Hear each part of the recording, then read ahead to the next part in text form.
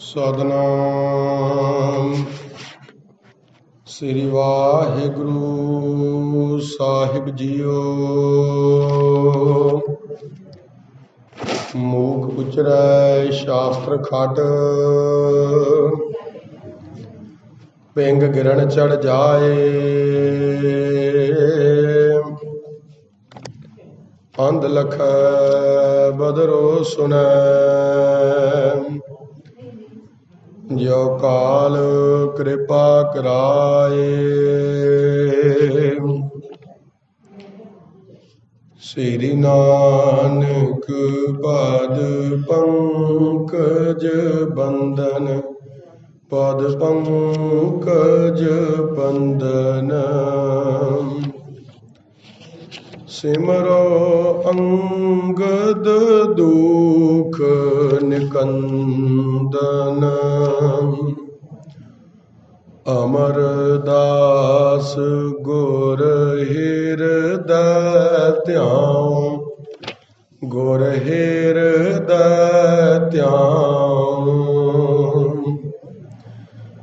ਸ੍ਰੀ ਗੁਰੂ ਰਾਮਦਾਸ ਗੁਣ ਗਾਉ, ਸ੍ਰੀ ਅਰਜਨ ਬਿਗਨਨ ਕੇ ਨਾਸਕ, ਬਿਗਨਨ ਕੇ ਨਾਸਕ। ਹਰਿ ਗੋਵਿੰਦ ਸੁਭ ਸੁਮਤ ਪ੍ਰਕਾਸ਼ਕ, ਸ੍ਰੀ ਹਰਿ ਰਾਇ ਨਮੋ ਕਰ ਜੋਰੀ, ਨਮੋ ਕਰ ਜੋਰੀ। ਸ੍ਰੀ ਹਰਿ ਕ੍ਰਿਸ਼ਨ ਮਨਾਉ ਬਹੋਰੀ, ਤੇਗ ਬਹਾਦਰ ਪਰਮ ਕਿਰਪਾਲਾ ਜੀ, ਪਰਮ ਕਿਰਪਾਲਾ। ਸ੍ਰੀ ਗੁਰੂ ਗੋਬਿੰਦ ਸਿੰਘ ਵਿਸਾਲਾ,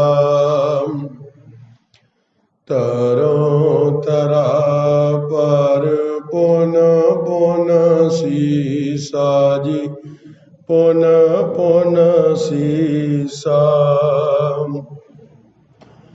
ਬੰਦੋਂ ਬਾਰ ਬਾਰ ਜਗਦੀਸਾ, ਜਿਸ ਮਹਿ ਅੰਮ੍ਰਿਤ ਗਿਆਨ ਹੈ, ਮਾਨਕ ਭਗਤ ਵੈਰਾਗ। ਸ੍ਰੀ ਗੁਰੂ ਗ੍ਰੰਥ ਸਾਹਿਬ ਉਦਦ, ਬੰਦੋ ਕਰ ਅਨੁਰਾਗ। ਸ੍ਰੀ ਗੁਰ ਸ਼ਬਦ ਕਮਾਹੇ ਜਿਨ, ਜੀਤੇ ਪੰਚ ਵਿਕਾਰ। ਤਿਨ ਸੰਤਨ ਕੋ ਬੰਦਨਾ, ਸਿਰ ਚਰਨਨ ਪਰ ਧਾਰ। ਏਕ ਓੰਕਾਰ ਸਤਿਗੁਰੂ, ਤੇ ਪ੍ਰਸਾਦ ਸਚ ਹੋਏ। ਵਾਹਿਗੁਰੂ ਜੀ ਕੀ ਫਤਿਹ, ਬਿਘਨ ਬਿਨਾਸਨ ਸੋਏ। ਵਾਹਿਗੁਰੂ ਜੀ ਕੀ ਫਤਿਹ, ਬਿਘਨ ਬਿਨਾਸਨ ਸੋਏ।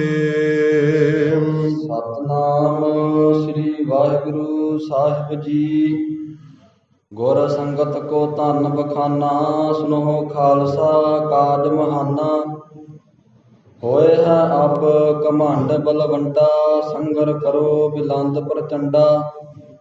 ਦਿੱਲੀ ਸੰਗਤ ਬੰਦਤ ਸਦਾ। ਵਾਹਿਗੁਰੂ ਜੀ ਕਾ ਖਾਲਸਾ, ਵਾਹਿਗੁਰੂ ਜੀ ਕੀ ਫਤਿਹ। ਸਤਿਗੁਰੂ ਸੱਚੇ ਪਾਤਸ਼ਾਹ ਸਾਹਿਬ ਸ੍ਰੀ ਗੁਰੂ ਗ੍ਰੰਥ ਸਾਹਿਬ ਜੀ ਮਹਾਰਾਜ, ਤਿੰਨਾਂ ਦੀ ਪਾਵਨ ਪਵਿੱਤਰ ਹਜ਼ੂਰੀ ਅੰਦਰ ਜੁੜ ਬੈਠੀ ਗੁਰੂ ਪਿਆਰੀ ਗੁਰੂ ਸਵਾਰੀ ਖਾਲਸਾ ਸਾਧ ਸੰਗਤ ਜੀਓ।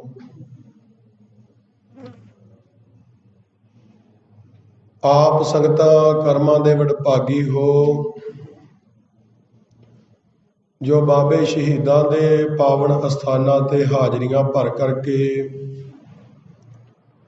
ਗੁਰਬਾਣੀ ਸਰਵਣ ਕਰਕੇ ਆਪਣੇ ਜੀਵਨ ਨੂੰ ਸਫਲਿਆ ਕਰ ਰਹੇ ਹੋ। ਆਪ ਸੰਗਤਾਂ ਰੋਜ਼ਾਨਾ ਪਾਵਨ ਸ਼੍ਰੀ ਗੁਰ ਇਤਿਹਾਸ ਦੀ ਲੜੀਵਾਰ ਕਥਾ ਵਿਚਾਰ ਸਰਵਣ ਕਰਦੇ ਹੋ।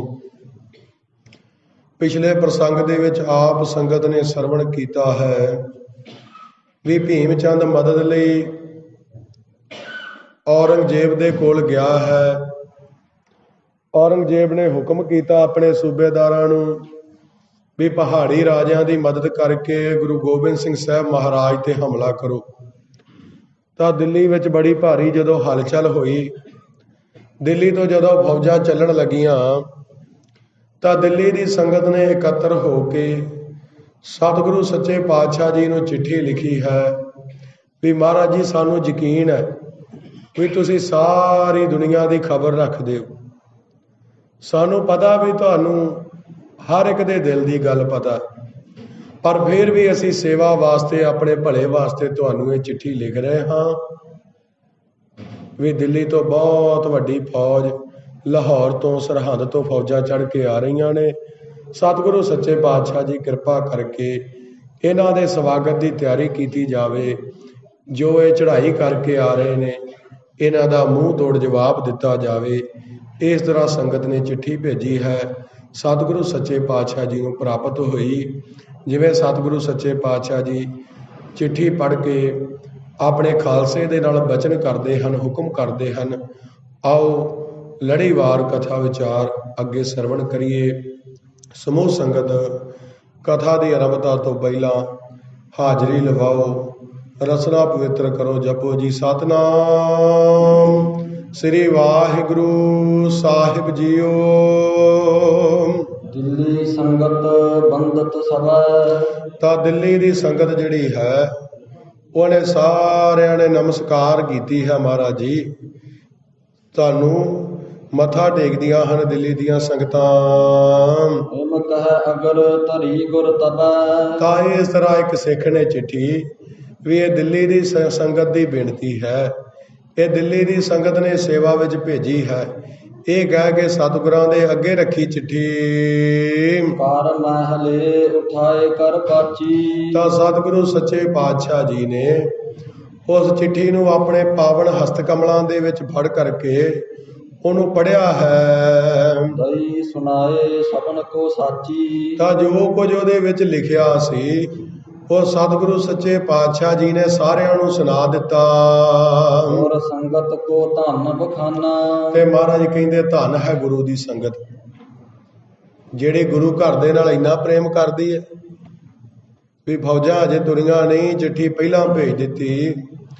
ਤਾਂ ਮਹਾਰਾਜ ਜੀ ਪ੍ਰਸੰਨ ਹੋ ਕੇ ਕਹਿੰਦੇ ਹਨ ਵੀ ਗੁਰੂ ਕੀ ਸੰਗਤ ਧੰਨ ਹੈ। ਨਮੋ ਖਾਲਸਾ ਕਾਜ ਮਹਾਨਾ। ਕਹਿਣ ਲੱਗੇ ਹੇ ਖਾਲਸਾ ਜੀ ਸੁਣੋ, ਬੜਾ ਮਹਾਨ ਕਾਰਜ ਆ ਗਿਆ ਹੈ ਸਾਡੇ ਕਰਨ ਵਾਲਾ। ਹੋਏ ਹੈ ਅਬ ਘਮੰਡ ਬਲ ਬੰਡਾ।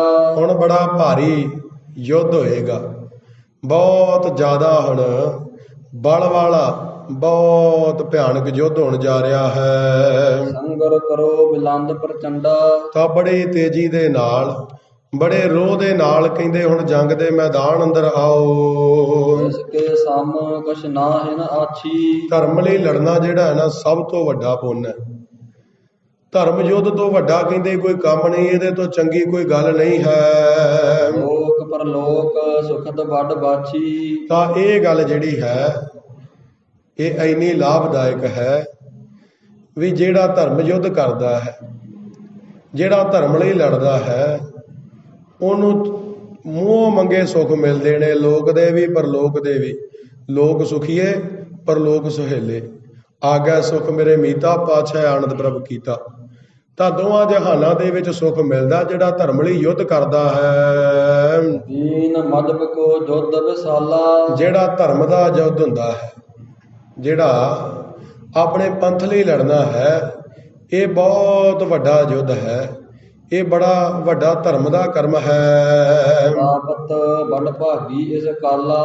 ਤਾਂ ਜਿਹੜੇ ਧਰਮ ਲਈ ਜੰਗ ਕਰਦੇ ਨੇ ਨਾ, ਉਹ ਵੱਡਿਆਂ ਭਾਗਾਂ ਵਾਲੇ ਹੁੰਦੇ ਨੇ।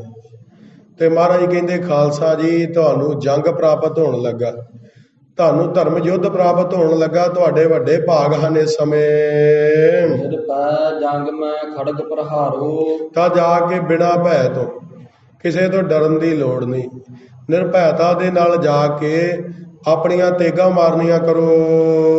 ਸਨਮੁਖ ਥਿਰੋ ਸ਼ਤਰਗਨ ਮਾਰੋ। ਜਾ ਕੇ ਵੈਰੀਆਂ ਦੇ ਸਾਹਮਣੇ ਖਲੋ ਜੋ, ਆਪਣੇ ਵੈਰੀਆਂ ਨੂੰ ਆਮੋ ਸਾਹਮਣੇ ਹੋ ਕੇ ਮਾਰੋ। ਮਹਾ ਸੁਜਸ ਕੋ ਪ੍ਰਾਪਤ ਹੋਵਹੁ। ਤਾਂ ਇਸ ਤਰ੍ਹਾਂ ਫਿਰ ਬੜਾ ਭਾਰੀ ਤੁਹਾਨੂੰ ਜਸ ਮਿਲੇਗਾ। ਤੁਹਾਡੀ ਦੋਵਾਂ ਲੋਕਾਂ ਦੇ ਵਿੱਚ ਉਪਮਾ ਹੋਏਗੀ, ਜੇ ਵੈਰੀ ਨੂੰ ਮਾਰੋਗੇ ਜਾਂ ਆਪ ਸ਼ਹਾਦਤ ਪਾਓਗੇ। ਤਾਂ ਬੜੀ ਵੱਡੀ ਉਪਮਾ ਹੁੰਦੀ ਆ ਸਾਧ ਸੰਗਤ ਜੀ ਸ਼ਹੀਦ ਦੀ। ਜਦੋਂ ਆਪਾਂ ਕਿਸੇ ਵੀ ਧਰਮ ਦੇ ਗ੍ਰੰਥਾਂ ਦਾ ਅਧਿਐਨ ਕਰਦੇ ਹਾਂ, ਜਿਹੜੇ ਧਰਮ ਲਈ ਜਾਨ ਵਾਰਦੇ ਨੇ ਉਹਨਾਂ ਦੀ ਬੜੀ ਉਪਮਾ ਹੈ। ਇਸੇ ਤਰ੍ਹਾਂ ਜਿਹੜੇ ਇਸਲਾਮ ਧਰਮ ਦੇ ਵਾਕਿਆਤ ਨੇ, ਉਹਨਾਂ ਵਿੱਚ ਇੱਕ ਸ਼ਹੀਦ ਦਾ ਜ਼ਿਕਰ ਆਉਂਦਾ ਹੈ, ਜਿਹਦਾ ਨਾਂ ਸੀ ਸਾਦੁਨ। ਉਹ ਮੁਹੰਮਦ ਸਾਹਿਬ ਦਾ ਸੰਗੀ ਸੀ ਤੇ ਰੰਗ ਬਹੁਤ ਜ਼ਿਆਦਾ ਪੱਕਾ ਸੀ। ਉਹਦਾ ਰੰਗ ਰੂਪ ਦਾ ਕਾਲਾ ਸੀ ਤੇ ਨੱਕ ਥੋੜਾ ਵੱਡਾ, ਬੁੱਲ ਵੀ ਭਾਰੇ। ਤਾਂ ਉਹਦੀ ਚਿਹਰੇ ਦੀ ਜਿਹੜੀ ਬਣਾਵਟ ਸੀ, ਭਾਵ ਕਿ ਬਹੁਤਾ ਸੋਹਣਾ ਨਹੀਂ ਸੀ। ਇੱਕ ਦਿਨ ਮੁਹੰਮਦ ਸਾਹਿਬ ਨੂੰ ਕਹਿੰਦਾ ਕਿ ਹਜ਼ਰਤ ਜੀ, ਮੈਂ ਚਾਹੁੰਦਾ ਮੇਰਾ ਪਰਿਵਾਰ ਹੋਵੇ, ਪਰ ਮੇਰੇ ਰੰਗ ਰੂਪ ਕਰਕੇ ਮੇਰਾ ਵਿਆਹ ਨਹੀਂ ਹੁੰਦਾ। ਕੋਈ ਵੀ ਉਹਦੇ ਨਾਲ ਵਿਆਹ ਕਰਨ ਲਈ ਤਿਆਰ ਨਹੀਂ ਸੀ। ਤਾਂ ਮੁਹੰਮਦ ਸਾਹਿਬ ਨੇ ਆਖਿਆ ਵੀ ਫਲਾਣੇ ਫਲਾਣੇ ਥਾਂ ਜਾ, ਉਸ ਘਰ ਵਿੱਚ ਜਾ ਕੇ ਆਖੀ ਵੀ ਮੈਂ ਤੈਨੂੰ ਭੇਜਿਆ। ਤਾਂ ਜਿਹੜਾ ਉਹ ਘਰ ਦਾ ਮਾਲਕ ਹੈ, ਉਹ ਆਪਣੀ ਲੜਕੀ ਨਾਲ ਤੇਰਾ ਰਿਸ਼ਤਾ ਕਰ ਦੇਗਾ। ਜਦੋਂ ਗਿਆ, ਜਾ ਕੇ ਆਖਿਆ, ਦੱਸਿਆ ਵੀ ਮੈਨੂੰ ਮੁਹੰਮਦ ਸਾਹਿਬ ਨੇ ਭੇਜਿਆ। ਤਾਂ ਘਰ ਦਾ ਮਾਲਕ ਕਹਿੰਦਾ ਵੀ ਜਾ ਕੇ ਪਾਣੀ ਵਿੱਚ ਆਪਣਾ ਮੂੰਹ ਵੇਖ ਕੇ ਆ, ਆਪਣਾ ਰੰਗ ਤਾਂ ਵੇਖ ਲੈਂਦਾ ਗੱਲ ਕਰਨ ਤੋਂ ਪਹਿਲਾਂ। ਤਾਂ ਬੜਾ ਦੁਖੀ ਹੋ ਕੇ ਜਦੋਂ ਮੁੜਨ ਲੱਗਾ, ਤਾਂ ਉਹਦੀ ਜਿਹੜੀ ਧੀ ਸੀ ਉਹ ਬੜੀ ਸਤਿਗੁਣੀ ਸੀ, ਬੜਾ ਭਰੋਸਾ ਸੀ ਰੱਬ ਤੇ, ਮੁਹੰਮਦ ਸਾਹਿਬ ਨੂੰ ਬੜਾ ਮੰਨਦੀ ਸੀ। ਉਹ ਕਹਿਣ ਲੱਗੀ ਵੀ ਇਹਦੇ ਚਿਹਰੇ ਨੂੰ ਨਾ ਵੇਖੋ, ਇਹਦੇ ਰੰਗ ਨੂੰ ਨਾ ਵੇਖੋ, ਇਹ ਵੇਖੋ ਵੀ ਇਹਨੂੰ ਭੇਜਿਆ ਕਿਹਨੇ ਆ। ਜੇ ਆਪਾਂ ਇਹਨੂੰ ਮੋੜਦੇ ਹਾਂ ਤੇ ਮੁਹੰਮਦ ਸਾਹਿਬ ਦਾ ਨਿਰਾਦਰ ਹੈ। ਤਾਂ ਉਹ ਲੜਕੀ ਨੇ ਪਿਤਾ ਨੂੰ ਆਖਿਆ, ਉਹਦਾ ਪਿਤਾ ਮੰਨ ਗਿਆ ਵਿਆਹ ਲਈ। ਖਰਚਾ ਇਕੱਠਾ ਕੀਤਾ, ਆਪਣੀ ਮਿਹਨਤ ਕਰਕੇ ਵਿਆਹ ਦਾ ਸਮਾਨ ਲੈਣ ਗਿਆ। ਤਾਂ ਅਜੇ ਬਾਜ਼ਾਰ ਦੇ ਵਿੱਚ ਸਮਾਨ ਖਰੀਦਣਾ ਹੀ ਸੀ ਤੇ ਕਿਸੇ ਨੇ ਦੱਸ ਦਿੱਤਾ ਵੀ ਧਰਮ ਦਾ ਯੁੱਧ ਸ਼ੁਰੂ ਹੋ ਗਿਆ, ਜਿਹਨੂੰ ਇਸਲਾਮ ਦੇ ਵਿੱਚ ਜਿਹਾਦ ਕਹਿੰਦੇ ਨੇ। ਜਿਹਾਦ ਦਾ ਨਾਅਰਾ ਉਹਦੇ ਕੰਨਾਂ ਵਿੱਚ ਪੈ ਗਿਆ, ਜਿਹਦੇ ਨਾਲ ਉਹਨੇ ਕੱਪੜੇ ਖਰੀਦਣੇ ਸੀ, ਵਿਆਹ ਦਾ ਸਮਾਨ ਖਰੀਦਣਾ ਸੀ, ਪੈਸੇ ਸੀ ਕੋਲ। ਉਹਦੀ ਜਾ ਕੇ ਉਹਨੇ ਤਲਵਾਰ ਖਰੀਦੀ, ਢਾਲ ਖਰੀਦੀ, ਆਪਣੇ ਸ਼ਸਤਰ ਖਰੀਦ ਕੇ ਤੇ ਜੰਗ ਦੇ ਮੈਦਾਨ ਵਿੱਚ ਪਹੁੰਚ ਗਿਆ। ਤਾਂ ਉੱਥੇ ਲੜਦਾ ਲੜਦਾ ਜਦੋਂ ਸ਼ਹੀਦ ਹੋਇਆ, ਮੁਹੰਮਦ ਸਾਹਿਬ ਆਏ, ਉਹਦਾ ਸਿਰ ਚੁੱਕਿਆ ਧਰਤੀ ਨਾਲੋਂ, ਆਪਣੇ ਪੱਟ ਤੇ ਸਿਰ ਰੱਖ ਕੇ ਬੈਠ ਗਏ। ਤਾਂ ਵੇਖ ਕੇ ਬੜਾ ਮੁਸਕਰਾ ਰਹੇ ਉਹਦੇ ਵੱਲ। ਤਾਂ ਲਾਗੇ ਜਿਹੜਾ ਖਲੋਤਾ ਸੀ, ਉਹ ਕਹਿੰਦਾ, ਹਜ਼ਰਤ ਜੀ ਇਹਦੇ ਵੱਲ ਵੇਖ ਕੇ ਮੁਸਕਰਾਉਂਦੇ ਕਿਉਂ ਜੇ? ਕਹਿੰਦੇ ਵੇਖ ਲੈ, ਇੱਕ ਸਮਾਂ ਉਹ ਸੀ ਵੀ ਦੁਨੀਆ ਦੀ ਕੋਈ ਲੜਕੀ ਇਹਦੇ ਨਾਲ ਵਿਆਹ ਨਹੀਂ ਸੀ ਕਰਾਉਣਾ ਚਾਹੁੰਦੀ, ਪਰ ਮੈਂ ਕੀ ਵੇਖਦਾ ਵੀ ਆਕਾਸ਼ ਤੋਂ ਹੂਰਾਂ ਭੱਜ ਰਹੀਆਂ ਨੇ, ਇੱਕ ਦੂਜੀ ਤੋਂ ਅੱਗੇ ਹੋ ਕੇ ਭੱਜ ਰਹੀਆਂ ਵੀ ਇਹਦੇ ਨਾਲ ਮੈਂ ਵਿਆਹ ਕਰਾਉਣਾ। ਕਿਉਂਕਿ ਇਸਲਾਮ ਦਾ ਇਹ ਕਨਸੈਪਟ ਹੈ, ਉਹਨਾਂ ਵਿੱਚ ਮੰਨਿਆ ਜਾਂਦਾ ਵੀ ਜੰਗ ਵਿੱਚ ਸ਼ਹੀਦ ਹੋਵੋ, ਹੂਰਾਂ ਦੀ ਪ੍ਰਾਪਤੀ ਹੋਏਗੀ। ਤਾਂ ਕਹਿੰਦੇ ਜਿਹਦੀ ਦੁਨੀਆ ਦੇ ਵਿੱਚ ਕਦਰ ਨਹੀਂ ਸੀ, ਉਹਦੀ ਦਰਗਾਹ ਦੇ ਵਿੱਚ ਕਦਰ ਪੈ ਜਾਂਦੀ ਹੈ। ਸਿੱਖੀ ਦਾ ਕਨਸੈਪਟ ਇਹ ਨਹੀਂਗਾ। ਪਰ ਸ਼ਹੀਦ ਜਿਹੜਾ ਉਹ ਬੜਾ ਵੱਡਾ, ਬੜਾ ਉੱਚਾ ਸ਼ਬਦ ਹੈ ਵੀ ਅਰਬੀ ਦਾ ਹੀ ਇਹ ਸ਼ਬਦ ਹੈ। ਤਾਂ ਮਹਾਰਾਜ ਸੱਚੇ ਪਾਤਸ਼ਾਹ ਜੀ ਕਹਿੰਦੇ ਵੀ ਦੋਵਾਂ ਲੋਕਾਂ ਦੇ ਵਿੱਚ ਜਸ ਪ੍ਰਾਪਤ ਹੁੰਦਾ। ਹੁਣ ਸਾਡੇ ਉਹਨਾਂ ਨਾਲੋਂ ਵੱਖਰੇ ਸਿਧਾਂਤ ਨੇ, ਪਰ ਧਰਮਲੀ ਪਿਆਰ ਜਿਹੜਾ ਉਹ ਹਰੇਕ ਦਾ ਇੱਕੋ ਜਿਹਾ ਹੁੰਦਾ। ਜੇ ਸਿੱਖ ਆਪਣੇ ਧਰਮ ਨੂੰ ਪਿਆਰ ਕਰਦਾ ਉਹ ਵੀ ਓਨਾ ਹੀ ਚੰਗਾ ਮੰਨਿਆ ਜਾਂਦਾ ਜਿੰਨਾ ਇੱਕ ਕੋਈ ਹਿੰਦੂ ਆਪਣੇ ਧਰਮ ਨੂੰ ਪਿਆਰ ਕਰੇ, ਕੋਈ ਮੁਸਲਮਾਨ ਕਰੇ, ਕੋਈ ਈਸਾਈ ਕਰੇ। ਤਾਂ ਇਸ ਤਰ੍ਹਾਂ ਸਤਿਗੁਰੂ ਸੱਚੇ ਪਾਤਸ਼ਾਹ ਜੀ ਕਹਿੰਦੇ ਜਿਹੜੇ ਧਰਮ ਲਈ ਜਾਨਾਂ ਵਾਰਦੇ ਨੇ ਉਹਨਾਂ ਨੂੰ ਬੜਾ ਮਹਾਨ ਜਸ ਪ੍ਰਾਪਤ ਹੁੰਦਾ ਹੈ।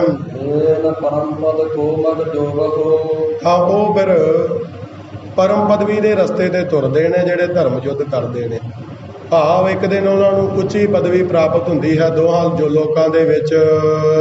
ਸੰਮਤ ਘੜੇ ਤਪਹਿ ਤਪ ਭਾਰੇ। ਜੇ ਕੋਈ ਬਹੁਤੇ ਸਾਲਾਂ ਦੇ ਸਾਲ ਤਪੱਸਿਆ ਕਰਦਾ ਰਵੇ, ਕੋਈ ਬਹੁਤ ਜ਼ਿਆਦਾ ਭਗਤੀ ਕਰਦਾ ਰਵੇ, ਵਰਖਾ ਸੀਤਰ ਉਸਨ ਸਹਾਰੇ। ਆਪਣੇ ਸਰੀਰ ਤੇ ਮੀਂਹ ਨੂੰ ਝੱਲੇ, ਠੰਡ ਨੂੰ ਝੱਲੇ, ਗਰਮੀ ਨੂੰ ਆਪਣੇ ਸਰੀਰ ਤੇ ਸਹਾਰਦਾ ਹੋਵੇ, ਸੰਕਟ ਅਨੇਕ ਭਾਂਤ ਕੇ ਝਾਲੇ। ਤੇ ਅਨੇਕਾਂ ਤਰ੍ਹਾਂ ਦੇ ਜਿਹੜੇ ਦੁੱਖ ਨੇ, ਕਸ਼ਟ ਨੇ, ਉਹ ਵੀ ਝੱਲਦਾ ਰਵੇ ਆਪਣੇ ਸਰੀਰ ਤੇ। ਸਭ ਜਗ ਸੁਖ ਤੇ ਬਣਹਿ ਨਿਰਾਲੇ। ਜਿਹੜਾ ਸੰਸਾਰ ਦੇ ਸੁੱਖਾਂ ਨੂੰ ਤਿਆਗ ਦੇਵੇ, ਸੰਸਾਰ ਦੇ ਸਾਰੇ ਸੁੱਖਾਂ ਤੋਂ ਵੱਖਰਾ ਹੋ ਜਾਵੇ।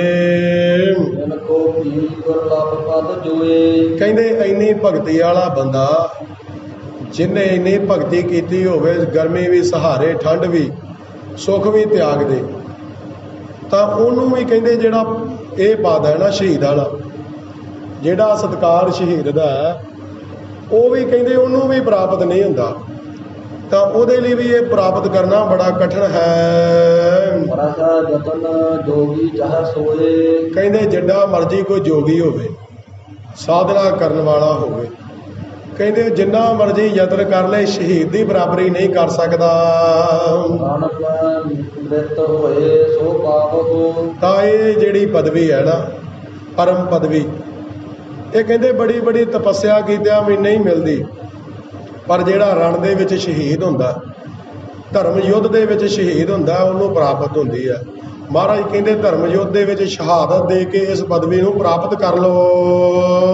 ਇੱਕ ਪਲਕ ਮੈਂ ਕਹਾਂ ਸੁਧਾਰੋ। ਤਾਂ ਇੱਕ ਪਲਕ ਦੇ ਛਪਕਦਿਆਂ ਵਿੱਚ, ਅੱਜ ਜਿੰਨੇ ਸਮੇਂ ਵਿੱਚ ਅੱਖ ਝਪਕਦੇ ਆ ਨਾ, ਮਹਾਰਾਜ ਕਹਿੰਦੇ ਇੰਨੇ ਸਮੇਂ ਵਿੱਚ ਤੁਸੀਂ ਉਸ ਪਦਵੀ ਤੱਕ ਪਹੁੰਚ ਜਾਓਗੇ। ਤਾਂ ਜਿਹੜਾ ਹੁਣ ਇੱਛਾ ਦੇ ਨਾਲ, ਇੱਕ ਤਾਂ ਹੁੰਦਾ ਨਾ ਬੱਧੋ ਰੁੱਧੀ ਜੋ ਕਰੇ ਨਾ ਗੁਣ ਨਾ ਉਪਕਾਰ, ਇੱਕ ਤਾਂ ਹੁੰਦਾ ਬੱਧੇ ਜੇ ਕੰਮ ਕਰਨਾ ਮਜਬੂਰੀ ਨੂੰ, ਉਹਦਾ ਫਲ ਨਹੀਂ ਮਿਲਦਾ। ਜੇ ਇੱਛਾ ਦੇ ਨਾਲ, ਕੋਈ ਚਾਅ ਦੇ ਨਾਲ ਵੀ ਹਾਂ ਮੈਂ ਧਰਮ ਲਈ ਸ਼ਹੀਦ ਹੋਣਾ, ਤਾਂ ਕਹਿੰਦੇ ਜਿਹੜਾ ਐਸੀ ਮਨ ਵਿੱਚ ਇੱਛਾ ਧਾਰ ਕੇ ਲੜੇਗਾ, ਸ਼ਹੀਦੀ ਪਾਵੇਗਾ, ਤਾਂ ਉਹਦਾ ਕਹਿੰਦੇ ਬੜੀ ਛੇਤੀ ਸਵਰਗ ਦਾ ਵਾਸੀ ਹੋ ਜਾਏਗਾ। ਉਹਨੂੰ ਸੱਚਖੰਡ ਦੇ ਵਿੱਚ ਛੇਤੀ ਵਾਸਾ ਮਿਲੇਗਾ। ਤਾਂ ਜਿਹੜੇ ਸੱਚਖੰਡ ਦੇ ਸੁੱਖ ਨੇ ਉਹਨਾਂ ਨੂੰ ਭੋਗੇਗਾ ਜਿਹੋ ਜਿਹੇ ਚਿੱਤ ਵਿੱਚ ਚਾਹੁੰਦਾ ਹੈ। ਤਾਂ ਜਿੰਨੀਆਂ ਵੀ ਅਪਸਰਾ ਆਦਿਕ ਉੱਥੇ ਦੀਆਂ ਪਰੀਆਂ ਹਨ, ਤਾਂ ਸਾਰੇ ਸੁੱਖ ਮਿਲਣਗੇ। ਅਪਸਰਾ ਸੇਵਾ ਕਰਨਗੀਆਂ, ਫਿਰ ਸਾਰੀ ਧਰਤੀ ਦੇ ਉੱਤੇ ਵੀ ਰਾਜ ਹੋਏਗਾ। ਸਾਰੇ ਸੁੱਖ ਮਿਲਣਗੇ ਸੰਸਾਰ ਤੇ। ਜਿਹੜਾ ਧਰਮ ਲਈ ਲੜੇਗਾ ਉਹਦਾ ਸਮਾਜ ਵਧੇਗਾ, ਉਹਦਾ ਪਰਿਵਾਰ, ਉਹਦੀ ਵੰਸ਼ ਵਧੇਗੀ ਸੰਸਾਰ ਦੇ ਵਿੱਚ। ਮੇਰੀ ਸਿੱਖੀ ਬਹੁਰ ਕਮਾਏ। ਤਾਂ ਜਿਹੜਾ ਫਿਰ ਉਹ ਮੇਰੀ ਸਿੱਖੀ ਨੂੰ ਕਮਾਵੇ, ਜਿਹੜਾ ਮਹਾਰਾਜ ਕਹਿੰਦੇ ਮੇਰੀ ਸਿੱਖੀ ਤੇ ਚੱਲਦਿਆਂ, ਮੇਰੀ ਸਿੱਖੀ ਨੂੰ ਕਮਾਉਂਦਿਆਂ ਹੋਇਆ ਆਨੰਦ ਪਾਏ। ਫਿਰ ਆ ਕੇ ਮੈਨੂੰ ਮਿਲੇਗਾ। ਸਿੱਖੀ ਤੇ ਚੱਲਦਿਆਂ, ਧਰਮ ਯੁੱਧ ਕਰਦਿਆਂ ਮੇਰੇ ਕੋਲ ਆਏਗਾ ਨਾ, ਭਾਵ ਨਿਰਗੁਣ ਸਰੂਪ ਕੋਲ, ਪਰਮਾਤਮਾ ਕੋਲ। ਉਹ ਕਹਿੰਦੇ ਫਿਰ ਆਨੰਦ ਪਾਏਗਾ, ਉਹਨੂੰ ਆਨੰਦਾਂ ਦੀ ਪ੍ਰਾਪਤੀ ਹੋਏਗੀ। ਤਾਂ ਜਿਹੜਾ ਕਾਮਨਾ ਤੋਂ ਰਹਿਤ ਹੋ ਕੇ, ਜਿਹਦੇ ਮਨ ਵਿੱਚ ਕੋਈ ਇੱਛਾ ਨਹੀਂ, ਜੰਗ ਦੇ ਮੈਦਾਨ ਵਿੱਚ ਜਾਵੇਗਾ। ਮਾਰਹਿ ਮਰੈ ਗਹਿ ਹਥਿਆਰਾ। ਜਾ ਕੇ ਵੈਰੀਆਂ ਨੂੰ ਮਾਰੇਗਾ ਤੇ ਸਾਹਮਣੇ ਹੋ ਕੇ ਆਪ ਸ਼ਹਾਦਤ ਪਾਏਗਾ, ਹੱਥ ਵਿੱਚ ਹਥਿਆਰ ਫੜ ਕੇ ਜਿਹੜਾ ਲੜਦਾ ਹੋਇਆ ਸ਼ਹੀਦ ਹੋਏਗਾ। ਇਹ ਨਹੀਂ ਵੀ ਜੰਗ ਵਿੱਚ ਗਿਆ, ਉੱਥੇ ਜਾ ਕੇ ਮਨ ਡੋਲ ਗਿਆ ਤੇ ਭੱਜਦੇ ਦੇ ਤੀਰ ਵਾਜੇ ਤੇ ਆਖੇ ਵੀ ਹੁਣ ਮੈਨੂੰ ਵੀ ਸੱਚਖੰਡ ਮਿਲ ਜੂ। ਨਹੀਂ, ਇਹਦਾ ਨਹੀਂ ਵੀ ਪਿੱਠ ਤੋਂ ਕਿਸੇ ਨੇ ਮਾਰਿਆ ਤੇ ਮਰ ਗਿਆ। ਜਿਹੜਾ ਸਾਹਮਣੇ ਹੋ ਕੇ ਲੜਦਾ ਹੋਇਆ ਜੂਝਦਾ ਹੋਇਆ ਸ਼ਹੀਦ ਹੋਏਗਾ, ਉਹ ਸਤਿਗੁਰੂ ਸੱਚੇ ਪਾਤਸ਼ਾਹ ਜੀ ਕਹਿੰਦੇ ਇਸ ਪਦਵੀ ਦਾ ਹੱਕਦਾਰ ਹੈ। ਉਹ ਮਮ ਸੰਗ ਸਦਾ ਹੀ ਰਹੈ। ਉਹਦਾ ਕਹਿੰਦੇ ਸਦਾ ਹੀ ਸਾਡੇ ਨਾਲ ਰਹੇਗਾ। ਉਹ ਸ਼ਹੀਦ ਹੋ ਕੇ ਵੀ ਸਾਡੇ ਤੋਂ ਵੱਖ ਨਹੀਂ ਹੋਵੇਗਾ। ਮਦ ਜੋਗਨ ਜੋ ਦੁਰਲਭ ਹੈ। ਤਾਂ ਇਹ ਜਿਹੜਾ ਜੋਗੀਆਂ ਲਈ ਵੀ ਇਹ ਪਦਵੀ ਦੁਰਲਭ ਹੈ, ਜਿਹੜੀ ਸ਼ਹੀਦਾਂ ਨੂੰ ਮਿਲਦੀ ਹੈ। ਇਹ ਤਾਂ ਕਹਿੰਦੇ ਜੋਗੀਆਂ ਨੂੰ ਵੀ ਪ੍ਰਾਪਤ ਨਹੀਂ ਹੁੰਦੀ। ਇਹ ਜੋਗੀਆਂ ਨੂੰ ਐਡਾ ਸਨਮਾਨ ਕਿੱਥੇ ਵੀ ਕਲਗੀਧਰ ਪਾਤਸ਼ਾਹ ਕਹਿਣ ਤੁਸੀਂ ਸਾਡੇ ਨਾਲ ਰਹੋਗੇ। ਇਹ ਤਾਂ ਗੁਰੂ ਘਰ ਦੇ ਸ਼ਹੀਦਾਂ ਦੀ ਪਦਵੀ ਹੈ।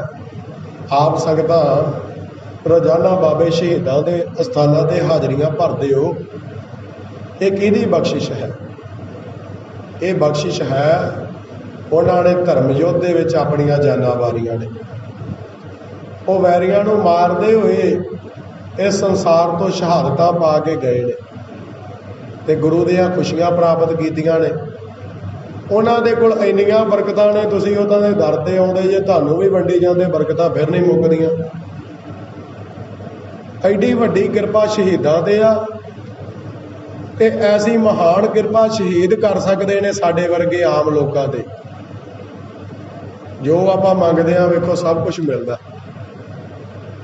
ਤਾਂ ਇਹ ਸਾਰੀ ਗੁਰੂ ਦੀ ਪ੍ਰਸੰਨਤਾ ਹੈ ਸ਼ਹੀਦਾਂ ਤੇ।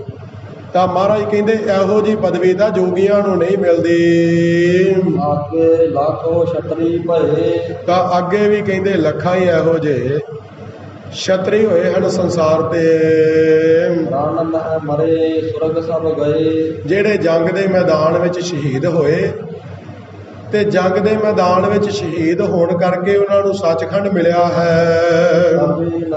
ਜਗ ਮਹਿ ਕਥਾ। ਤਾਂ ਇਹੋ ਜਿਹੇ ਵੀ ਕਈ ਹੈ ਨੇ ਜਿਨ੍ਹਾਂ ਦੀ ਕਥਾ ਲਿਖੀ ਨਹੀਂ ਗਈ, ਜਿਨ੍ਹਾਂ ਦੀ ਸ਼ਹਾਦਤ ਬਾਰੇ, ਜਿਨ੍ਹਾਂ ਦੇ ਜੀਵਨ ਬਾਰੇ ਕੁਝ ਲਿਖਿਆ ਨਹੀਂ ਗਿਆ। ਉਹਦੇ ਕੋ ਸੁਰਖ ਪ੍ਰਾਪਤ ਜਥਾ। ਵੀ ਯੋਧਿਆਂ ਨੂੰ ਕਿਹੋ ਜਿਹੇ ਸੁੱਖ ਪ੍ਰਾਪਤ ਹੁੰਦੇ ਨੇ, ਇਹ ਗੱਲਾਂ ਕਹਿੰਦੇ ਲਿਖੀਆਂ ਨਹੀਂ ਮਿਲਦੀਆਂ। ਇਹੋ ਜਿਹੇ ਸੂਰਮਿਆਂ ਨੂੰ ਸੁੱਖ ਪ੍ਰਾਪਤ ਹੁੰਦੇ ਨੇ ਜਿਹੜੇ ਅੱਜ ਤੱਕ ਕਿਸੇ ਨੇ ਬਿਆਨ ਨਹੀਂ ਕੀਤੇ। ਹੁਣ ਮੈਂ ਤੁਮਰੇ ਸੰਗ ਸਹਾਈ। ਫਿਰ ਕਹਿੰਦੇ ਮੈਂ ਤੁਹਾਡੇ ਨਾਲ ਹਾਂ, ਹਰ ਵੇਲੇ ਤੁਹਾਡੀ ਸਹਾਇਤਾ ਕਰਾਂਗਾ। ਲੋਕ ਪਰਲੋਕ ਵਿਥੈ ਜਹ ਜਾਈ। ਆ ਸੰਸਾਰ ਦੇ ਵੀ ਕਲਗੀਧਰ ਪਾਤਸ਼ਾਹ ਮਹਾਰਾਜ ਕਹਿੰਦੇ ਸਿੱਖੋ ਮੈਂ ਤੁਹਾਡੇ ਨਾਲ ਹਾਂ, ਤੇ ਜੇ ਪਰਲੋਕ ਦੇ ਵਿੱਚ ਵੀ ਜਾਓਗੇ ਉੱਥੇ ਵੀ ਮੈਂ ਤੁਹਾਡੇ ਨਾਲ। ਦੋਵਾਂ ਲੋਕਾਂ ਦੇ ਵਿੱਚ ਮਹਾਰਾਜ ਕਹਿੰਦੇ ਮੈਂ ਤੁਹਾਡੀ ਸਹਾਇਤਾ ਕਰਾਂਗਾ। ਕਿਹਨਾਂ ਦੀ? ਜਿਹੜੇ ਧਰਮ ਲਈ ਲੜਨਗੇ, ਜਿਹੜੇ ਧਰਮ ਦੀ ਜੰਗ ਕਰਨਗੇ। ਇਤਿਆਦਿਕ ਉਪਦੇਸ਼ਤ ਸੁਆਮੀ। ਤਾਂ ਇਸ ਤੋਂ ਆਦਿਕ ਮੇਰੇ ਮਾਲਕ ਕਲਗੀਧਰ ਪਾਤਸ਼ਾਹ ਮਹਾਰਾਜ ਨੇ ਹੋਰ ਵੀ ਸਿੱਖਿਆ ਦਿੱਤੀ ਖਾਲਸੇ ਨੂੰ। ਖਾਲਸਾ ਸੰਗਰ ਕਾਮੀ। ਤਾਂ ਮਹਾਰਾਜ ਦੇ ਬਚਨ ਸੁਣ ਕੇ ਖਾਲਸੇ ਦੇ ਮਨ ਵਿੱਚ ਸੰਗਰ ਕਾਮੀ ਭਾਵ ਜੰਗ ਦੀ ਕਾਮਨਾ ਪੈਦਾ ਹੋ ਗਈ। ਖਾਲਸੇ ਦੇ ਮਨ ਵਿੱਚ ਜੰਗ ਕਰਨ ਦੀ ਇੱਛਾ ਪੈਦਾ ਹੋਈ ਹੈ। ਦੀਪਮਾਲਕੋ ਆਇਓ ਮੇਲਾ। ਤਾਂ ਦੀਵਾਲੀ ਦਾ ਦਿਹਾੜਾ ਆਇਆ ਹੈ। ਦੀਪਮਾਲਾ ਦਾ ਜੋ ਤਿਉਹਾਰ ਹੈ ਉਹ ਆ ਪਹੁੰਚਿਆ ਹੈ। ਸੰਗਤ ਜਿਤ ਕਤ ਭਈ ਸਕੇਲਾ। ਤਾਂ ਜਿੱਧਰੋਂ ਕਿਧਰੋਂ ਵੀ ਗੁਰੂ ਦੀ ਸਿੱਖੀ ਹੈ, ਦੇਸ਼ ਵਿੱਚੋਂ ਵਿਦੇਸ਼ਾਂ ਵਿੱਚੋਂ ਹਰ ਪਾਸਿਓਂ ਸੰਗਤ ਆਉਣ ਲੱਗੀ। ਤਾਂ ਗੁਰੂ ਘਰ ਦੇ ਵਿੱਚ ਬਹੁਤ ਜ਼ਿਆਦਾ ਸੰਗਤ ਦਾ ਇਕੱਠ ਹੋਇਆ। ਜਿਸ ਤੇ ਦਰਸ਼ਨ ਹਿਤ ਧਾਏ। ਚਾਰੇ ਦਿਸ਼ਾਵਾਂ ਤੋਂ ਗੁਰੂ ਕੇ ਸਿੱਖ ਸਤਿਗੁਰੂ ਸੱਚੇ ਪਾਤਸ਼ਾਹ ਜੀ ਦੇ ਦਰਸ਼ਨਾਂ ਲਈ ਆਏ ਹਨ। ਵਸਤ ਕੋਰ ਦਰਬ ਗਣ ਲਿਆਏ। ਮਹਾਰਾਜ ਨੂੰ ਭੇਟਾ ਕਰਨ ਲਈ ਬੜੀਆਂ ਕੀਮਤੀ ਵਸਤੂਆਂ ਮਾਇਆ ਆਦਿਕ ਲੈ ਕੇ ਆਏ ਹਨ।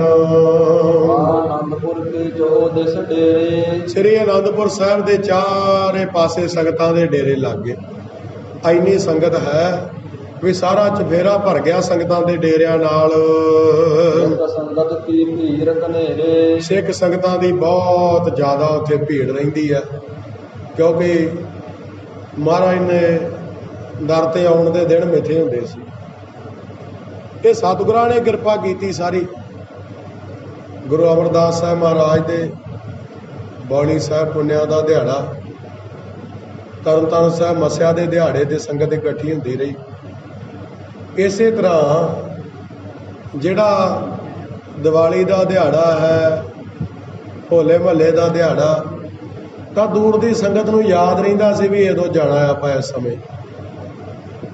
ਤਾਂ ਇਹ ਸੰਗਤ ਦੇ ਇਕੱਠ ਕਰਨ ਦੇ ਦਿਨ ਹੁੰਦੇ ਸੀ। ਅੱਜ ਕੱਲ੍ਹ ਲੋਕ ਨਾ ਬੜੀ ਨਿੰਦਿਆ ਕਰਦੇ ਦਿਨਾਂ ਵਾਰਾਂ ਦੀ, ਸਾਡੇ ਤਿਉਹਾਰਾਂ ਦੀ, ਪਰ ਅਸਲ ਦੇ ਵਿੱਚ ਉਦੋਂ ਸੰਗਤ ਨੇ ਦਿਨ ਰੱਖੇ ਹੁੰਦੇ ਸੀ ਵੀ ਇਸ ਦਿਨ ਅਸੀਂ ਇਕੱਠ ਕਰਾਂਗੇ। ਤਾਂ ਅੱਜ ਵਾਲਾ ਹਿਸਾਬ ਤਾਂ ਹੈ ਨਹੀਂ ਸੀ ਵੀ ਮੋਬਾਈਲ 'ਤੇ ਉੱਠ ਕੇ ਵੇਖ ਲਈ ਤਰੀਕ ਸਵੇਰੇ। ਉਦੋਂ ਚੰਦਰਮਾ ਦੇ ਹਿਸਾਬ ਨਾਲ ਪਤਾ ਲੱਗਦਾ ਸੀ। ਤਾਂ ਮੱਸਿਆ ਦਾ ਦਿਨ ਮਿਥ ਲਿਆ, ਪੁੰਨਿਆ ਦਾ ਦਿਨ ਮਿਥ ਲਿਆ, ਇਸ ਤਰ੍ਹਾਂ ਸੰਗਤਾਂ ਇਕੱਠ ਕਰਦੀਆਂ ਸਨ। ਤਾਂ ਸਤਿਗੁਰਾਂ ਦੇ ਦਰ 'ਤੇ ਬਹੁਤ ਜ਼ਿਆਦਾ ਸੰਗਤ ਆਈ ਦੀਵਾਲੀ ਦੇ ਤਿਉਹਾਰ ਕਰਕੇ। ਦਮਦਮੇ ਪਰ ਗੁਰੂ ਸਿਰੇ, ਉੱਚਾ ਦਮਦਮਾ ਬਣਿਆ ਹੋਇਆ ਹੈ ਜਿੱਥੇ ਮਹਾਰਾਜ ਦਾ ਤਖਤ ਸੋਭਦਾ। ਉਹਦੇ ਉੱਤੇ ਸਤਿਗੁਰੂ ਸੱਚੇ ਪਾਤਸ਼ਾਹ ਜੀ ਸੁਭਾਏਮਾਨ ਹਨ। ਆਏ ਸਰਬ ਨੇ ਦਰਸ਼ਨ ਕਰੇ, ਤਾਂ ਸਾਰਿਆਂ ਨੇ ਆ ਕੇ ਗਰੀਬ ਨਵਾਜ ਸਤਿਗੁਰਾਂ ਦੇ ਦਰਸ਼ਨ ਕੀਤੇ ਹਨ। ਚਾਮਰ ਚਾਰ ਚਲਾ ਚਲ ਹੋਵਤ, ਤਾਂ ਮਹਾਰਾਜ ਜੀ ਦੇ ਸੀਸ ਦੇ ਉੱਤੇ ਬੜਾ ਸੋਹਣਾ, ਬਹੁਤ ਸੁੰਦਰ ਸਫੇਦ ਰੰਗ ਦਾ ਚੌਰ ਝੁੱਲਦਾ ਹੈ। ਬਾਰ ਬਾਰ ਢੁਰਤੋ ਸਭ ਜੋਵਤ, ਸਾਰੇ ਵੇਖਦੇ ਨੇ ਬੜਾ ਧਿਆਨ ਲਾ ਕੇ ਜਦੋਂ ਵਾਰ-ਵਾਰ ਮਹਾਰਾਜ ਦੇ ਸੀਸ ਤੇ ਝੁੱਲਦਾ। ਮਹਾਰਾਜ ਦੇ ਸੀਸ ਤੇ ਚੌਰ ਸਾਹਿਬ ਇੰਨਾ ਸੋਹਣਾ ਲੱਗਦਾ ਵੀ ਸੰਗਤਾਂ ਬੜੇ ਧਿਆਨ ਨਾਲ ਵੇਖਦੀਆਂ ਹਨ। ਮੁਖ ਮੰਡਲ ਪਰ ਕੁੰਡਲ ਡੋਲ, ਤੇ ਮਹਾਰਾਜ ਦੇ ਮੁਖ ਦੇ ਉੱਤੇ ਬੜੇ ਸੋਹਣੇ ਕੇਸਾਂ ਦੇ ਕੁੰਡਲ ਨੇ, ਕੰਨਾਂ ਲਾਗੇ ਕੇਸ ਮੁੜੇ ਹੋਏ ਨੇ, ਉਹਨਾਂ ਦੇ ਕੁੰਡਲ ਬਣ ਜਾਂਦੇ ਨੇ, ਤਾਂ ਉਹ ਬੜੇ ਸੋਹਣੇ ਲੱਗਦੇ ਹਨ। ਸੁੰਦਰ ਦ੍ਰਿਗ ਜਗ ਹੁਕਮ ਅਤੋਲ, ਮਹਾਰਾਜ ਦੇ ਨੇਤਰ ਬੜੇ ਸੋਹਣੇ ਨੇ। ਉਹਨਾਂ ਦੀ ਉਪਮਾ ਕਹਿੰਦੇ ਸਾਰੇ ਸੰਸਾਰ ਤੇ ਹੀ ਕਿਤੇ ਨਹੀਂ। ਭਾਵ ਕੋਈ ਬਰਾਬਰੀ ਦੀ ਚੀਜ਼ ਹੀ ਨਹੀਂ ਜਿਹਦੀ ਮਿਸਾਲ ਦਿੱਤੀ ਜਾ ਸਕੇ ਵੀ ਮਹਾਰਾਜ ਦੇ ਨੇਤਰ ਇੱਦਾਂ ਦੇ ਸੀ। ਜੈਸਾ ਤੂੰ ਤੈਸਾ ਤੁਹੀ, ਕਿਆ ਉਪਮਾ ਦੀਜਾ। ਜਦੋਂ ਤੇਰੇ ਵਰਗਾ ਕੋਈ ਹੋਰ ਹੈ ਹੀ ਨਹੀਂ ਤਾਂ ਉਪਮਾ ਮਿਸਾਲ ਬਰਾਬਰੀ ਮਹਾਰਾਜ ਕਿਹਦੀ ਦਈਏ। ਤਾਂ ਸਤਿਗੁਰੂ ਸੱਚੇ ਪਾਤਸ਼ਾਹ ਦੇ ਨੇਤਰ ਇੰਨੇ ਸੋਹਣੇ ਨੇ ਕਿ ਮਿਸਾਲ ਦੇਣ ਲਈ ਸੰਸਾਰ ਤੇ ਕੋਈ ਵਸਤੂ ਹੀ ਨਹੀਂ ਬਣੀ ਹੈ। ਦ੍ਰਿਸ਼ਟ ਸੰਗਤ ਕੋ ਹੇਰਤ, ਮਹਾਰਾਜ ਜੀ ਬੜੀ ਕਿਰਪਾ ਭਰੀ ਨਜ਼ਰ ਦੇ ਨਾਲ, ਬੜੇ ਤਰਸ ਭਰੀ ਨਜ਼ਰ ਦੇ ਨਾਲ ਸੰਗਤਾਂ ਵੱਲ ਨੂੰ ਤੱਕਦੇ ਹਨ। ਬਾਟ ਖੜੇ ਸਭਨ ਦੇਸ਼ ਪ੍ਰੇਰਤ, ਬੈਠਿਆਂ ਨੂੰ, ਖਲੋਤਿਆਂ ਨੂੰ, ਸਾਰਿਆਂ ਨੂੰ ਮਹਾਰਾਜ ਕਿਰਪਾ ਦੀ ਦ੍ਰਿਸ਼ਟੀ ਨਾਲ ਵੇਖ ਰਹੇ ਹਨ। ਕਰਤ ਕਰੋ ਅਰਦਾਸ ਅੰਗਾਰੀ, ਤਾਂ ਇੱਕ ਅਰਦਾਸੀਆ ਸਿੱਖ ਸਤਿਗੁਰਾਂ ਦੇ ਸਨਮੁਖ ਖੜਾ ਹੈ।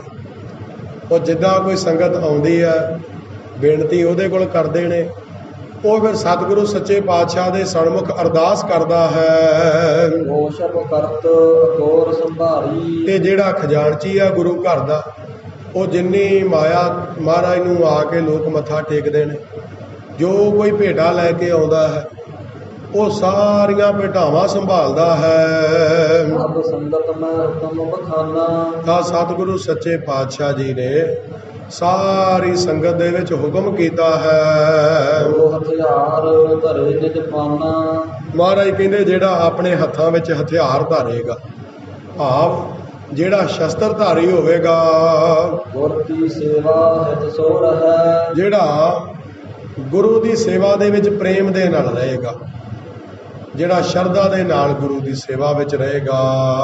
ਮਿਲਹਿ ਚਾਕਰੀ ਜੇ ਧਨ ਚਾਹੈ, ਇੱਕ ਜੇ ਸੇਵਾ ਕਰਨੀ ਚਾਹਵੇ ਤਾਂ ਉਹ ਉਹਦੀ ਮਰਜ਼ੀ ਵੀ ਸੇਵਾ ਦੇ ਵਿੱਚ ਰਹਿਣਾ, ਪਰ ਜੇ ਕੋਈ ਚਾਹੁੰਦਾ ਵੀ ਮੈਨੂੰ ਮਾਇਆ ਮਿਲੇ, ਮੈਨੂੰ ਨੌਕਰੀ ਬਦਲੇ ਤਨਖਾਹ ਮਿਲੇ, ਤਾਂ ਸਤਿਗੁਰੂ ਸੱਚੇ ਪਾਤਸ਼ਾਹ ਜੀ ਕਹਿੰਦੇ ਜਿਹੜਾ ਸੂਰਮਾ ਬਣ ਕੇ ਰਹੇਗਾ, ਸ਼ਸਤਰ ਧਾਰ ਕੇ ਸਾਡੇ ਕੋਲ ਰਹੇਗਾ, ਉਹਨੂੰ ਮਾਇਆ ਵੀ ਦਿੱਤੀ ਜਾਏਗੀ, ਉਹਨੂੰ ਤਨਖਾਹ ਵੀ ਦਿੱਤੀ ਜਾਏਗੀ। ਰਨ ਤੁਰਕਨ ਸਨ ਪਰੈ ਹਮਾਰਾ। ਸਾਡਾ ਕਹਿੰਦੇ ਤੁਰਕਾਂ ਦੇ ਨਾਲ ਜੰਗ ਪੈਣਾ ਹੈ, ਸਾਡੀ ਲੜਾਈ ਹੋਣੀ ਹੈ ਤੁਰਕਾਂ ਦੇ ਨਾਲ। ਯੋਧਾ ਰਹਿ ਲੇ ਹਥਿਆਰਾ। ਤਾਂ ਜਿਹੜੇ ਯੋਧੇ ਨੇ ਨਾ, ਜਿਨ੍ਹਾਂ ਦੇ ਵਿੱਚ ਸੂਰਬੀਰਤਾ ਹੈਗੀ ਹੈ, ਉਹ ਹਥਿਆਰ ਲੈ ਕੇ ਸਾਡੇ ਕੋਲ ਰਿਹਾ ਕਰਨ। ਇਹ ਮਹਾਰਾਜ ਨੇ ਹੁਕਮ ਕੀਤਾ ਸੰਗਤ ਨੂੰ, ਸਤਿਗੁਰੂ ਸੱਚੇ ਪਾਤਸ਼ਾਹ ਜੀ ਨੇ। ਤਾਂ ਕਹਿੰਦੇ ਸੂਰਮੇ ਸਾਡੇ ਕੋਲ ਰਿਹਾ ਕਰਿਆ ਕਰਨ, ਸ਼ਸਤਰਧਾਰੀ। ਸੁਨ ਕਰ ਜਨ ਰਹਿ ਕੋ ਚਿਤ ਧਰੇ। ਤਾਂ ਜਿਨ੍ਹਾਂ ਨੇ ਮਨ ਦੇ ਵਿੱਚ ਵਿਚਾਰ ਕਰਕੇ ਸਤਿਗੁਰੂ ਸੱਚੇ ਪਾਤਸ਼ਾਹ ਜੀ ਦੇ ਕੋਲ ਰਹਿਣ ਦੀ ਇੱਛਾ ਕੀਤੀ ਹੈ, ਜਿਨ ਕੇ ਚਿਹਰੇ ਲੇਖਨ ਕਰੇ। ਤਾਂ ਸਤਿਗੁਰੂ ਸੱਚੇ ਪਾਤਸ਼ਾਹ ਜੀ ਨੇ ਜ਼ਿੰਮੇਵਾਰ ਸਿੰਘਾਂ ਦੀ ਡਿਊਟੀ ਲਾ ਕੇ ਉਹਨਾਂ ਦਾ ਜਿਹੜਾ ਹੂਲੀਆ ਸੀ ਉਹ ਸਾਰਾ ਲਿਖ ਲਿਆ। ਇਹਦਾ ਆਹ ਨਾਮ ਹੈ, ਇੰਨਾ ਇਹਦਾ ਕੱਦ ਹੈ, ਇਹੋ ਜਿਹਾ ਸਰੀਰ ਹੈ। ਤਾਂ ਉਹਨਾਂ ਦਾ ਸਾਰਾ ਹੂਲੀਆ ਜਿਹੜਾ ਸੀ ਉਹ ਨੋਟ ਕਰ ਲਿਆ।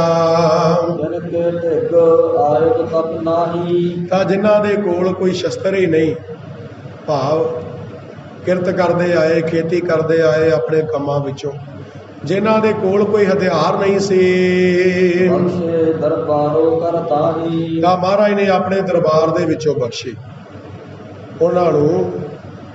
ਆਪਣੇ ਕੋਲੋਂ ਮਹਾਰਾਜ ਸਾਹਿਬ ਨੇ ਸ਼ਸਤਰ ਦਿੱਤੇ। ਤੇ ਅੱਜ ਕਿਤੇ ਕਹਿ ਦਈਏ ਤੇ ਬੜੀ ਤਕਲੀਫ ਹੁੰਦੀ ਅੱਜ ਕੱਲ੍ਹ ਦੇ ਨਾ, ਨਵੀਆਂ ਹੀ ਗੱਲਾਂ ਸੁਣਨ ਨੂੰ ਆਉਂਦੀਆਂ। ਕਹਿੰਦੇ ਅੱਜ ਕੀ ਲੋੜ ਹੈ। ਇੱਕ ਕੋ ਮੇਰੇ ਵਰਗਾ ਲੱਗਾ, ਕਹਿੰਦਾ ਸਾਡੇ ਪੂਰਵਜ ਜਿਹੜੇ ਸੀ ਬਾਂਦਰ ਸੀ। ਉਹ ਕੋ ਬੱਚਾ ਵਿਚਾਰਾ ਸੁਣਦਾ ਸੀ, ਉਹਨੇ ਜਾ ਕੇ ਆਪਣੀ ਮਾਂ ਨੂੰ ਪੁੱਛ ਲਿਆ ਵੀ ਮਾਤਾ ਜੀ ਮੈਂ ਸੁਣ ਕੇ ਆਇਆ ਅੱਜ ਇੱਕ ਕੋ ਬੁਲਾਰਾ ਕਹਿੰਦਾ ਸੀ ਵੀ ਸਾਡੇ ਪੂਰਵਜ ਬਾਂਦਰ ਸੀ। ਉਹ ਕਹਿੰਦੀ ਪੁੱਤ ਫਿਕਰ ਨਾ ਕਰ, ਉਹ ਆਪਦਿਆਂ ਬਾਰੇ ਦੱਸਦਾ ਹੋਣਾ, ਤੇਰੇ ਤਾਂ ਨਹੀਂ ਸੀ।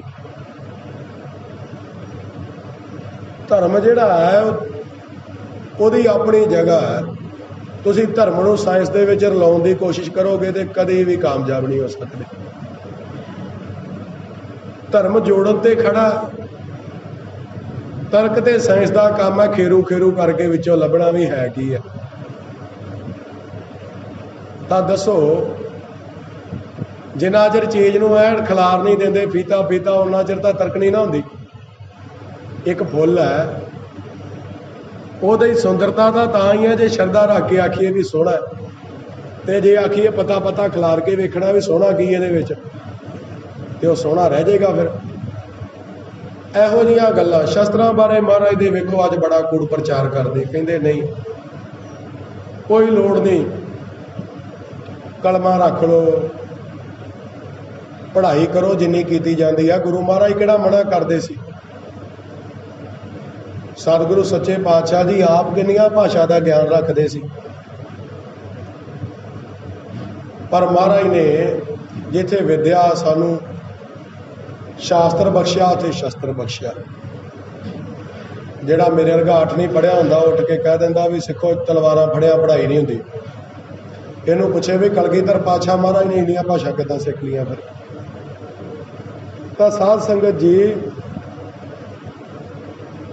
ਅਸਲ ਦੇ ਵਿੱਚ ਮਕਸਦ ਕੀ ਆ ਵੀ ਤੁਸੀਂ ਤਲਵਾਰਾਂ ਰੱਖ ਦਿਓ ਕਿਤੇ ਬੰਨ ਕੇ, ਕਿਤੇ ਸੰਦੂਕਾਂ ਦੇ ਵਿੱਚ ਜੋੜ ਕੇ, ਜਿੱਦਣ ਲੋੜ ਪਏ ਨਿਕਲਣਾ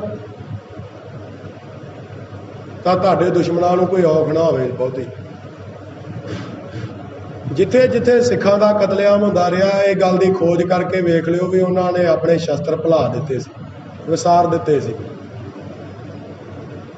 ਇੱਕ ਸਿੱਖ ਦੀ ਗੱਲ ਯਾਦ ਆ ਗਈ, ਕਾਨਪੁਰ ਦੇ ਇਲਾਕੇ ਵਿੱਚ ਸੀ ਸ਼ਾਇਦ,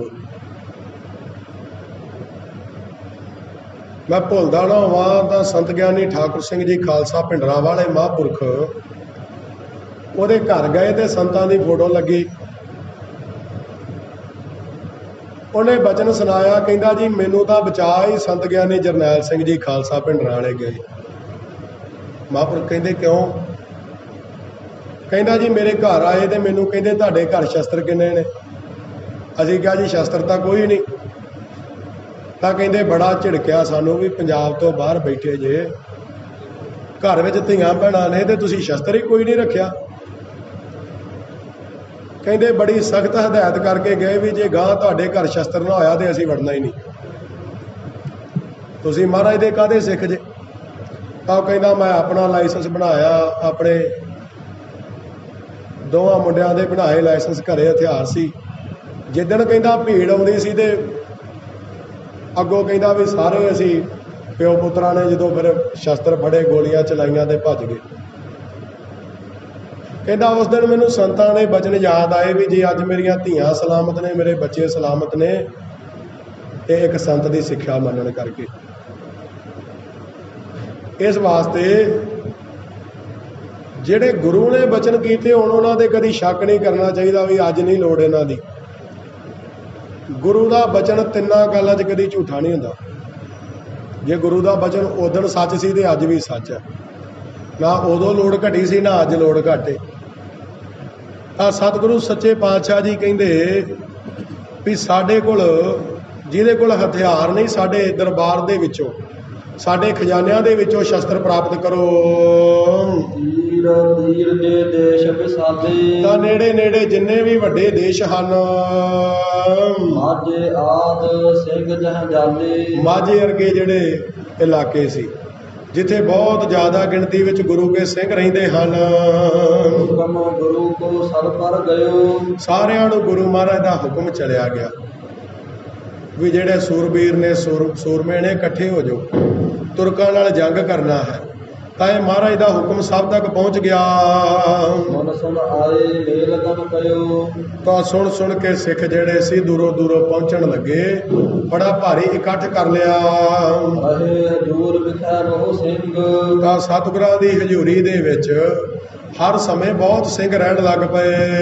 ਸ਼ਸਤਰਨ ਸਹਿਤ 70 ਮ੍ਰਿਗ ਸਿੰਘ, ਤਾਂ ਜਿਵੇਂ ਕਹਿੰਦੇ ਵੀ ਮਿਰਗਾਂ ਦੇ ਵਿੱਚ, ਆ ਨਿੱਕੇ ਮੋਟੇ ਜਾਨਵਰਾਂ ਦੇ ਵਿੱਚ, ਹਿਰਨਾਂ ਦੇ ਵਿੱਚ ਸ਼ੇਰ ਲੱਗਦਾ ਹੈ ਨਾ, ਇੱਦਾਂ ਸ਼ੇਰ ਵਰਗੀ ਸ਼ੋਭਾ ਹੁੰਦੀ ਹੈ ਸਿੰਘ ਦੀ ਸ਼ਸਤਰ ਦੇ ਨਾਲ। ਤਾਂ ਸ਼ੇਰਾਂ ਵਰਗਾ ਸਰੂਪ ਹੈ ਉਹਨਾਂ ਸਿੰਘਾਂ ਦਾ। ਸੰਗਤ ਅਪਰ ਲਿਏ ਸਿਰ ਪਾਏ, ਤਾਂ ਹੋਰ ਜਿਹੜੀ ਸੰਗਤ ਸੀ, ਕੋਈ ਬਜ਼ੁਰਗ ਸੀ, ਕੁਝ ਬੀਬੀਆਂ ਸੀ, ਕੋਈ ਲੋੜਵੰਦ ਜਿਨ੍ਹਾਂ ਦਾ ਘਰੋਂ ਨਹੀਂ ਸੀ ਸਰਦਾ, ਉਹਨਾਂ ਨੇ ਮਹਾਰਾਜ ਤੋਂ ਆਗਿਆ ਲੈ ਕੇ ਸਰੋਪੇ ਲੈ ਕਰਕੇ ਅਮਨੇ ਘਰ ਰਜਾਏ ਗੁਰ ਪਾਏ, ਗੁਰੂ ਮਹਾਰਾਜ ਦੇ ਹੁਕਮ ਦੇ ਨਾਲ ਆਪਣੇ ਘਰਾਂ ਨੂੰ ਪਰਤ ਗਏ। ਗੁਰ ਆਨੰਦਮੈ ਵੀਰ ਵਿਸਾਲੇ, ਤਾਂ ਸ੍ਰੀ ਅਨੰਦਪੁਰ ਸਾਹਿਬ ਦੇ ਵਿੱਚ ਬਹੁਤ ਜ਼ਿਆਦਾ ਗਿਣਤੀ ਦੇ ਵਿੱਚ ਮਹਾਨ ਸੂਰਮੇ, ਭਈ ਭੀਰ ਜਿਤ ਕਿਤ ਚਿਤ ਜਾਲੇ, ਬਹੁਤ ਜ਼ਿਆਦਾ ਇਕੱਠੇ ਹੋ ਗਏ। ਸੂਰਮਿਆਂ ਦੀ ਭੀੜ ਲੱਗ ਗਈ। ਜਿੱਥੇ ਗਿਣਤੀ ਦੇ ਸਿੱਖ ਹੁੰਦੇ ਸੀ ਤਾਂ ਪਹਿਲਾਂ ਨਾਲੋਂ ਸੂਰਬੀਰਾਂ ਦੀ ਗਿਣਤੀ ਵਧੀ ਹੈ। ਲੋਕਾਂ ਅਨੇਕ ਘਰਾਂ ਸੁਨਿਆਰੇ, ਤਾਂ ਜਿਹੜੇ ਸੁਨਿਆਰੇ ਨੇ, ਜਿਹੜੇ ਹੁਣ ਸੁਨਿਆਰੇ ਦਾ ਕੰਮ ਆਪਾਂ ਤਾਂ ਸਮਝਦੇ ਹਾਂ ਗਹਿਣੇ ਬਣਾਉਣ ਦਾ, ਪਰ ਸੁਨਿਆਰੇ ਗੋਲੀਆਂ ਬਣਾਇਆ ਕਰਦੇ ਸੀ। ਅੱਜ ਵਾਲੀਆਂ ਗੋਲੀਆਂ ਨਹੀਂ ਜਿਹਦੇ ਵਿੱਚ ਹੀ ਬਰੂਦ ਆ ਤੇ ਵਿੱਚ ਹੀ ਉਹਦੇ ਸ਼ਰਾ ਲੱਗਾ ਹੋਇਆ, ਐਦਾਂ ਨਹੀਂ। ਪਹਿਲਾਂ ਨਾਲੀ ਦੇ ਵਿੱਚ ਬਰੂਦ ਭਰਨਾ ਪੈਂਦਾ ਸੀ, ਫਿਰ ਉਹਦੇ ਵਿੱਚ ਉਹ ਪਾਈਆਂ ਜਾਂਦੀਆਂ ਸੀ ਗੋਲੀਆਂ। ਤਾਂ ਉਹ ਗੋਲੀਆਂ ਬਣਦੀਆਂ ਕਿੱਥੇ ਸੀ? ਸੁਨਿਆਰੇ ਕੋਲ। ਤਾਂ ਸ੍ਰੀ ਅਨੰਦਪੁਰ ਸਾਹਿਬ ਦੇ ਵਿੱਚ ਜਿਹੜੇ ਸੁਨਿਆਰੇ ਰਹਿੰਦੇ ਨੇ ਉਹ ਬਹੁਤ ਜ਼ਿਆਦਾ ਗਿਣਤੀ ਦੇ ਵਿੱਚ ਰੋਜ਼ ਗੋਲੀਆਂ ਬਣਾਉਂਦੇ ਹਨ ਰਿੰਦ ਬਰੂਦ ਹੋਤ ਹੈ ਤਿਆਰੇ, ਤੇ ਬਹੁਤ ਜ਼ਿਆਦਾ ਮਾਤਰਾ ਦੇ ਵਿੱਚ ਬਰੂਦ ਇਕੱਠਾ ਹੋਣ ਲੱਗ ਪਿਆ। ਉਪਰ ਸੇਲੇ ਸਾਂਗ ਘਰੰਦੇ, ਤਾਂ ਇਸੇ ਤਰ੍ਹਾਂ ਵਰਸ਼ੇ ਛੋਟੇ ਨੇਜੇ, ਇਸੇ ਤਰ੍ਹਾਂ ਵੱਡੇ ਜਿਹੜੇ ਵਰਸ਼ੇ ਹਨ ਆਦਿਕ ਸਾਰਾ ਇਹ ਘੜੇ ਜਾਣ ਲੱਗੇ। ਬਾਣ ਬਣਾਏ ਬਣਾਏ ਧਰੰਦੇ, ਤੇ ਕਈ ਕਾਰੀਗਰ ਜਿਹੜੇ ਨੇ ਉਹ ਤੀਰ ਬਣਾ ਬਣਾ ਕੇ ਰੱਖ ਰਹੇ ਹਨ।